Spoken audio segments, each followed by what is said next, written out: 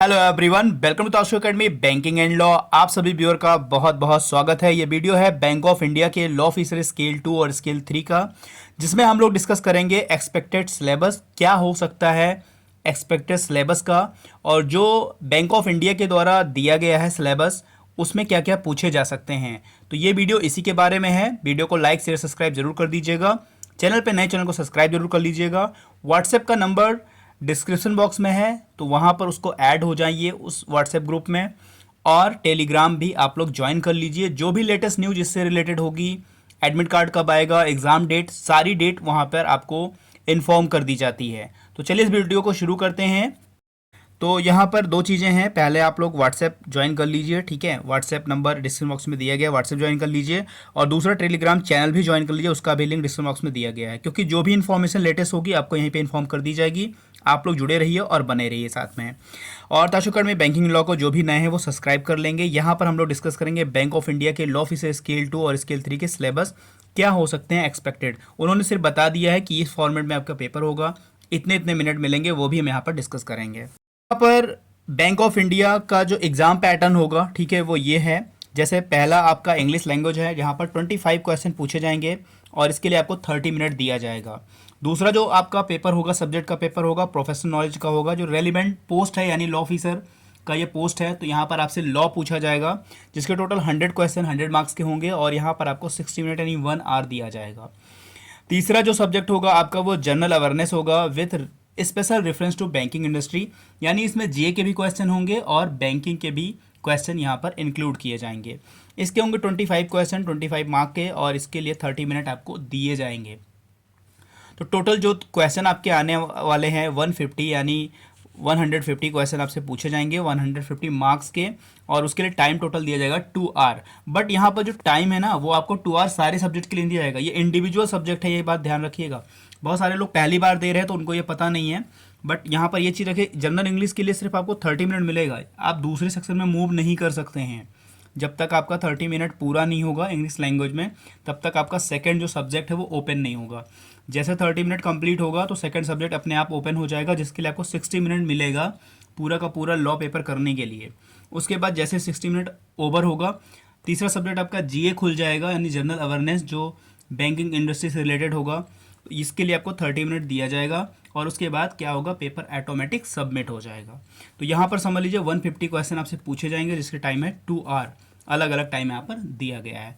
अब हम आगे इस वीडियो में समझेंगे जनरल इंग्लिश में क्या क्या पूछा जाएगा, लॉ में क्या क्या पूछा जाएगा और जीए में क्या क्या पूछा जाएगा। ये सारे जो पैटर्न हैं, ठीक है, इंग्लिश लैंग्वेज के टोटल 25 क्वेश्चन पूछे जाने हैं, ठीक है। यहाँ पर ये सारे जो टॉपिक है ना, यहाँ से आपको क्वेश्चन पूछा जाएगा।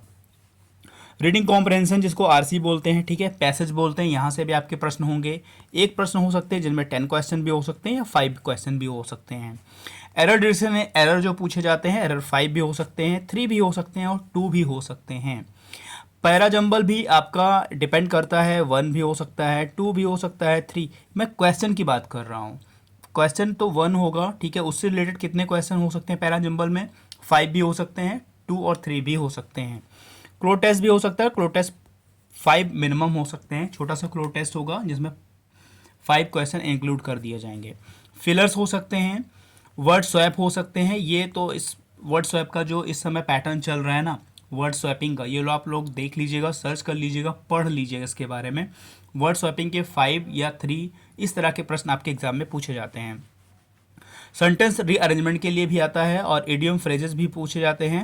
वोकैबुलरी बेस्ड क्वेश्चन भी आते हैं। एंटोनिम सिनोनिम टाइप के भी क्वेश्चन आपसे इसमें पूछ लिए जाते हैं। तो यहाँ ये सारे इंग्लिश लैंग्वेज के टॉपिक हैं। इतने टॉपिक पे आप फोकस करिए। रेगुलर आप जो है मॉक दीजिए, फ्री क्विजेस दीजिए, रेगुलर इंग्लिश लैंग्वेज के टच में रहिए, इन सारे टॉपिक को कवर करिए, ठीक है। अगर आपकी इंग्लिश अच्छी है, आपकी पहले से प्रिपरेशन है, आपको इनमें पढ़ना नहीं है, तो सिर्फ आप जो है डेली रूटीन पे एक मॉक दे लेंगे तो भी आपका काफ़ी अच्छी इंग्लिश हो जाएगी। 25 क्वेश्चन होंगे तो 25 में आप 20 क्वेश्चन तो सही कर लेंगे, नहीं तो 15 क्वेश्चन तो आप सही कर ले जाएंगे। तो जिनकी इंग्लिश अच्छी नहीं है वो अभी से प्रैक्टिस करना शुरू कर दें। दूसरा जो आपका सब्जेक्ट है वो है जनरल अवेयरनेस का। यहाँ से भी आपके 25 क्वेश्चन पूछे जाने हैं। तो जो यहाँ पर बैंक ऑफ इंडिया में जनरल अवेयरनेस है, काफ़ी कंफ्यूजिंग है। काफ़ी स्टूडेंट का मैसेज आता है, पूछते हैं कि जनरल अवेयरनेस में केवल बैंकिंग आएगा या फाइनेंशियल भी आएगा या इकोनॉमिक भी आएगा, ठीक है, क्या पूछा जाएगा, ये टोटल जनरल अवेयरनेस आएगा। जो जनरल क्वेश्चन पूछे जाते हैं उस तरह के आएंगे। देखिए 25 क्वेश्चन है, तो लगभग समझ लीजिए 15 to 20 क्वेश्चन आपके बैंकिंग से ही जुड़े होंगे, जिसमें आपके बैंकिंग भी हो सकते हैं, फाइनेंशियल भी और इकोनॉमिक पैटर्न पे क्वेश्चन हो सकते हैं। टॉपिक कौन कौन से हैं वो मैं आपको बता दे रहा हूँ। बाकी जो 5 to 10 क्वेश्चन होंगे ना, वो आपके जनरल अवेयरनेस होंगे, जो जनरल टाइप के क्वेश्चन पूछे जाते हैं। टॉपिक क्या होगा, जैसे नेशनल इंटरनेशनल करंट अफेयर। जो नेशनल न्यूज़ होगी काफ़ी बिग न्यूज़ होगी, काफ़ी हाईलाइटेड न्यूज़ होगी, नेशनल हो या इंटरनेशनल करंट अफेयर हो, वो क्वेश्चन आपसे पूछे जाएंगे।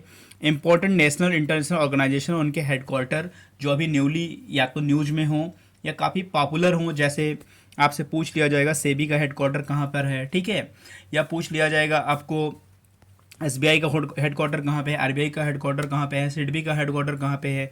तो अगर कोई ऑर्गेनाइजेशन न्यूज़ में है, ठीक है, नेशनल हो या इंटरनेशनल हो, ठीक है, जैसे पूछ लिया जाएगा आईएमएफ का हेडक्वार्टर कहाँ है, ठीक है, आईएमएफ का हेडक्वार्टर कहाँ पर है, वर्ल्ड बैंक का हेडक्वार्टर कहाँ पर है, इस तरह के अगर कोई न्यूज़ में है या काफ़ी पॉपुलर हैं, तो इन सबको आपको पढ़ना पड़ेगा। यहाँ पर आपसे हेडक्वार्टर से भी क्वेश्चन पूछे जा सकते हैं।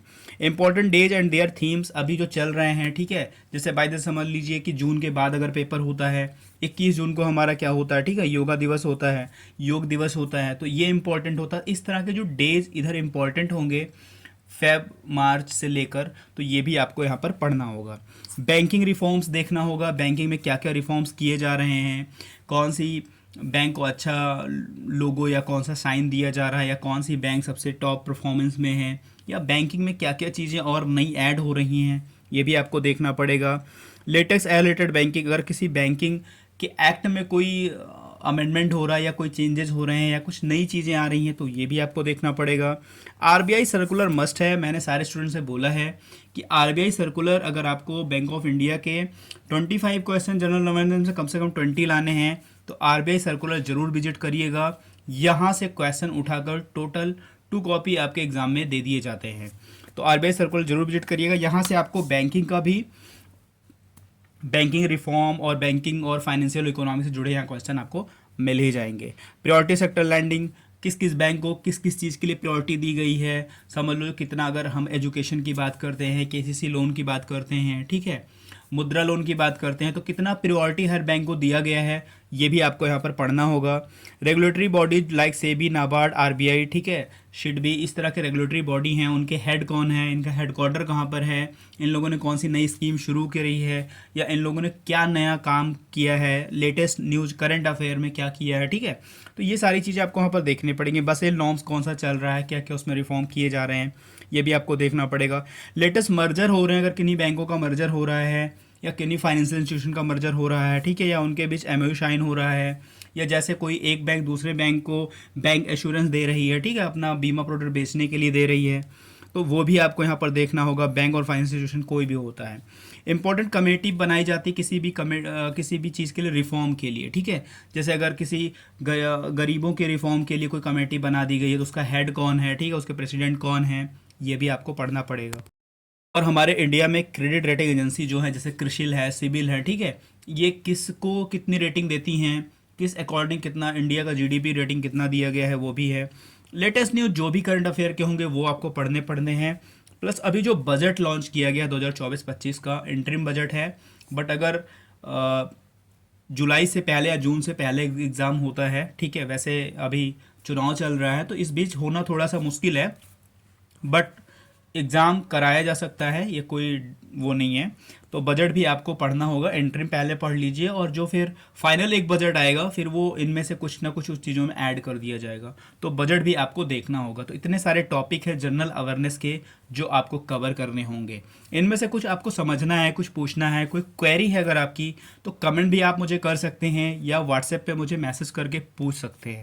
अब जो सिलेबस है काफ़ी इंपॉर्टेंट है और काफ़ी नंबर यहाँ पर आपको गेन करने होंगे, क्योंकि सबसे ज़्यादा नंबर आप यहाँ पर ला सकते हैं, क्योंकि ये आपका कोर सब्जेक्ट है, आपका लॉ आपने पढ़ाई कर रखी है, तो यहाँ पर 100 में से आप जितना मैक्सिमम ला सकते हैं अकॉर्डिंग टू पेपर कि हमारा पेपर इजी है, मॉडरेट है या टफ है, ठीक है, इनके अकॉर्डिंग आप जितने नंबर इसमें गेन कर सकते हैं ये आप जिस तरीके से पढ़ते हैं, जिस तरीके से एमसीक्यू वगैरह सॉल्व करते हैं, या जितने भी आप प्रीवियस ईयर क्वेश्चन पेपर हैं सेम जो क्वेश्चन आईबीपीएस के पैटर्न पे हैं, ठीक है, उनके जितने भी क्वेश्चन आप सॉल्व करेंगे, वेयर एक्ट अच्छे से पढ़ेंगे, उनके रूल पढ़ेंगे, ठीक है, उनके रेगुलेशन पढ़ेंगे, ऑर्डर वगैरह पढ़ेंगे, उस हिसाब से इस पेपर में आप अच्छे नंबर लाएंगे।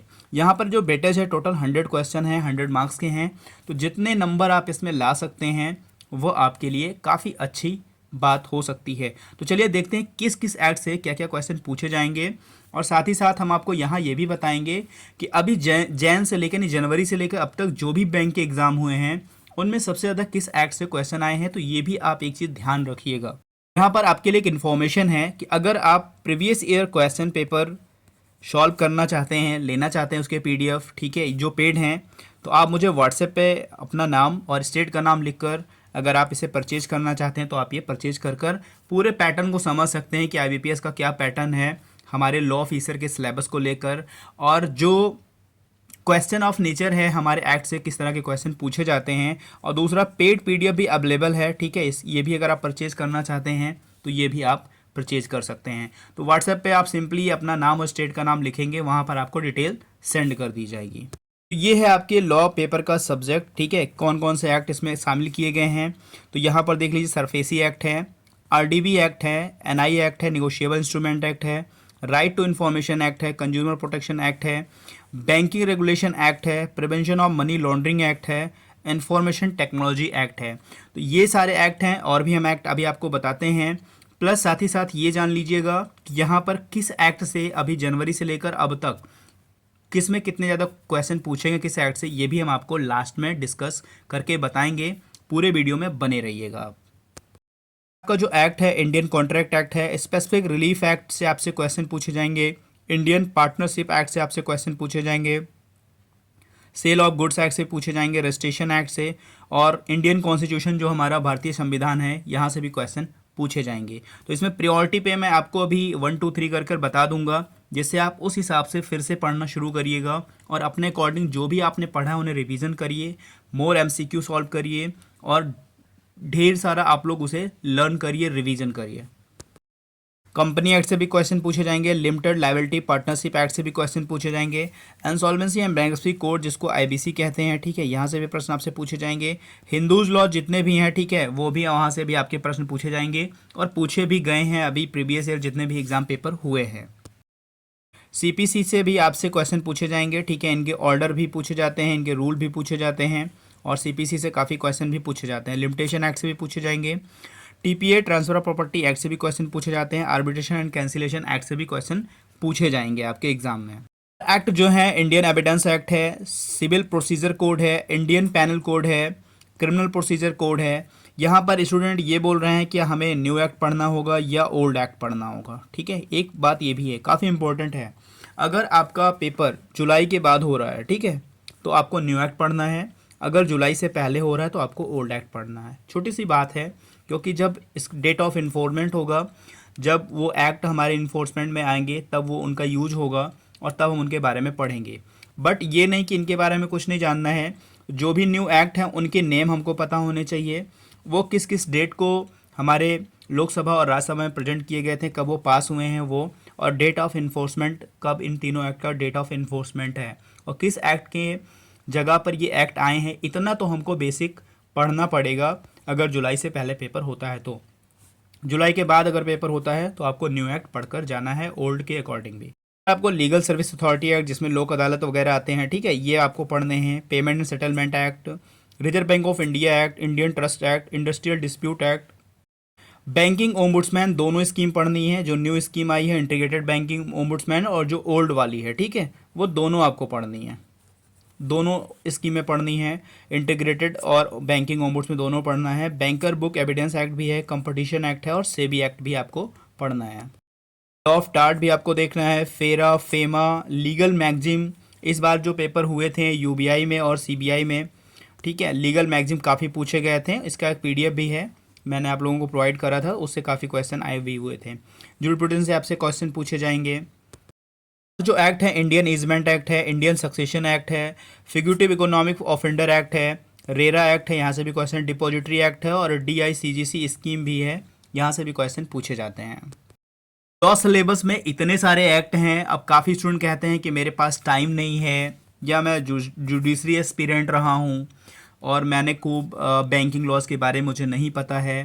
तो देखिए, एग्ज़ाम क्रैक करने के लिए अगर जिस पैटर्न पे आप एग्ज़ाम देने आ रहे हैं, यहाँ पर बैंकिंग लॉ ज़्यादा पूछे जाते हैं और जनरल लॉ से क्वेश्चन 60 to 40% का रेशियो होता है, आप ये समझ लीजिए। तो आपको बैंकिंग लॉ जितने भी हैं अच्छे से पढ़ने पड़ेंगे, उनके क्वेश्चन ऑफ नेचर ज़रूर देखने पड़ेंगे। ये सारी चीज़ें आपको कहाँ मिलेंगी? तो मेरे पास प्रीवियस ईयर क्वेश्चन पेपर भी अवेलेबल है और पेड PDF भी अवेलेबल है। तो अगर आपने पढ़ा है तो आप इसे परचेज कर ठीक है, इन्हें आप अच्छे से लर्न कर सकते हैं, अच्छे से इन पेपर को आप सॉल्व कर सकते हैं। इतने सारे एक्ट हैं, ठीक है। तो अगर इन सब चीज़ों से आपको कुछ पूछना होगा तो मुझे आप कमेंट में करके या व्हाट्सएप कर आप मुझसे पूछ सकते हैं। इतने सारे एक्ट आपके लॉ सिलेबस के हैं, इन्हीं में से सारे क्वेश्चन आपके आने ही आने हैं। तो अब हम लोग देख लेते हैं कि कौन से एक्ट से प्रायोरिटी बेस पे इस ईयर काफ़ी ज़्यादा क्वेश्चन पूछे गए हैं। तो यहाँ पर पहले नंबर पे आप देख लीजिए, सरफेसी एक्ट से काफ़ी क्वेश्चन पूछे गए हैं, RDB एक्ट से काफ़ी क्वेश्चन पूछे गए हैं, NI से पूछे गए हैं, RTI से पूछे गए हैं, prevention of money laundering act से भी काफ़ी क्वेश्चन पूछे गए हैं, कंज्यूमर प्रोटेक्शन एक्ट से काफ़ी क्वेश्चन पूछे जाते थे हर बार, लेकिन इस बार 1 और 2 प्रश्न ही ज़्यादा पूछे गए हैं, इससे ज़्यादा नहीं पूछे गए हैं। लेकिन ऐसा नहीं कि आपको पढ़ना नहीं है, पढ़ना है। तो यहाँ पर सरफेसी हो गया, RDB हो गया, NI एक्ट हो गया, RTI हो गया और प्रिवेंशन ऑफ मनी लॉन्ड्रिंग से यहाँ पर क्वेश्चन पूछे गए हैं। स्लाइड में देखिए, तो इस ईयर जो है कॉन्स्टिट्यूशन से काफ़ी क्वेश्चन पूछे गए हैं, कॉन्ट्रैक्ट से पूछे गए हैं, पार्टनरशिप से पूछे गए हैं, सेल ऑफ गुड्स एक्ट से पूछे गए हैं, स्पेशल रिलीफ से 1 क्वेश्चन या 2 क्वेश्चन पूछे गए हैं और रजिस्ट्रेशन एक्ट से भी 1 क्वेश्चन पूछे गए, बहुत ज़्यादा नहीं पूछे गए हैं इस ईयर। साइड में देखिए, कंपनी एक्ट से सबसे ज़्यादा क्वेश्चन पूछे गए हैं इस ईयर, काफ़ी ज़्यादा क्वेश्चन कंपनी एक्ट से पूछे गए हैं, तो प्रायोरिटी पे कंपनी एक्ट को भी रखिएगा। IBC से भी काफ़ी क्वेश्चन पूछे गए हैं, हिंदू लॉज में 1-2 एक्ट जो हैं उनसे भी काफ़ी क्वेश्चन पूछे गए हैं। यहाँ पर आर्बिट्रेशन कैंसिलेशन एक्ट से जो है काफ़ी क्वेश्चन पुटअप किए गए, company act, arbitration and cancellation act, इन सब से काफ़ी ज़्यादा प्रश्न पूछे गए हैं। ट्रांसफर ऑफ प्रॉपर्टी एक्ट से भी काफ़ी क्वेश्चन पूछे गए हैं, CPC से काफ़ी क्वेश्चन पूछे गए हैं, लिमिटेशन से भी काफ़ी क्वेश्चन पूछे गए हैं। IPC से तो क्वेश्चन पूछे जाते हैं 2, 3, 4 क्वेश्चन तो हमेशा पूछे जाते हैं, एविडेंस से भी 1, 2, 3, 4 पूछे जाते हैं, क्रिमिनल प्रोसीजर कोड से 1 या 2 पूछे जाते हैं, ठीक है। CPC से मैंने आपको बता ही दिया है। यहाँ पर आप लोगों को पढ़ना है, इन सब से 1 या 2 प्रश्न ऐसे पूछे जाते हैं। यहाँ पर बहुत ज़्यादा इसमें से किसी से नहीं पूछे, इंडस्ट्रियल डिस्प्यूट एक्ट से भी पूछे गए हैं। तो देखिए, तो सेबी एक्ट से काफ़ी क्वेश्चन पूछे गए हैं, ठीक है, सेबी काफ़ी पूछे जाते हैं। इनसे बैंकिंग ओम्बुड्समैन से पहले काफ़ी कुछ पूछे जाते थे, लेकिन अब जो है कम पूछे जाते हैं। बट ऐसा नहीं कि आप पढ़कर मत जाइएगा, ज़रूर पढ़िएगा। तो सेबी एक्ट को प्रायोरिटी पे रखिएगा। यहाँ पर लीगल मैगजीन जो होंगे ना, हमारे लैटिन वर्ड जो हैं, उनको प्रायोरिटी पे ज़रूर रखिएगा, ठीक है। बाकी फेमा से भी 1 प्रश्न और फेरा से भी 1 प्रश्न पूछे गए हैं, लॉ ऑफ टॉर्ट से भी 1 ही प्रश्न पूछे गए हैं। लीगल मैगजीन को प्रायोरिटी पे रखिए, क्योंकि इस बार जो है लीगल मैगजीन लैटिन वर्ड से 4 से 5 क्वेश्चन पूछ लिए गए हैं। ये मैंने डिस्कस किए हैं कि इस ईयर जो एग्ज़ाम हुए लॉ ऑफिसर के, उनमें किस एक्ट को प्रायोरिटी पे ज़्यादा क्वेश्चन दिया गया है, तो ये मैंने आपसे डिस्कस कर लिए हैं। और एग्ज़ाम डेट जो है अभी 10 अप्रैल तो लास्ट डेट है, ठीक है। 10/4 जो है लास्ट डेट है। पहले फॉर्म भर लीजिए, उसके विदिन 15 to 30 डेज़, ठीक है, ये मैक्सिमम टाइम है। इसके बीच आपको इन्फॉर्म कर दिया जाएगा, या थोड़ा टाइम और लग सकता है, क्योंकि अभी लोकसभा इलेक्शन है, ठीक है, वो चल रहे हैं, तो उनके अकॉर्डिंग मे बी डिले किया जाए बैंकों में जो भी एग्ज़ाम वगैरह कराने हैं। तो मे बी अगर उनका इफ़ेक्ट है तो फिर डिले होगा, नहीं इफ़ेक्ट है तो आपको 15 to 30 डेज़ के अंदर इन्फॉर्म कर दिया जाएगा आपका एग्ज़ाम डेट, ठीक है। तो बट आप बैठिए नहीं, अगर आपने फॉर्म फिल कर दिया है, आप एलिजिबल हैं इन पेपर के लिए, तो खूब अच्छे से मेहनत करके आप पढ़ाई करिए, जिससे आपका सिलेक्शन हो और आप सफल हो जाएं इस बार। तो ताशु अकेडमी बैंकिंग लॉ को सब्सक्राइब जरूर कर लीजिएगा। अगर आपकी कोई क्वेरी होगी तो कमेंट में या व्हाट्सएप करके आप मुझसे पूछ सकते हैं। चलिए मिलते हैं नेक्स्ट वीडियो में। God bless you to all, thank you for watching.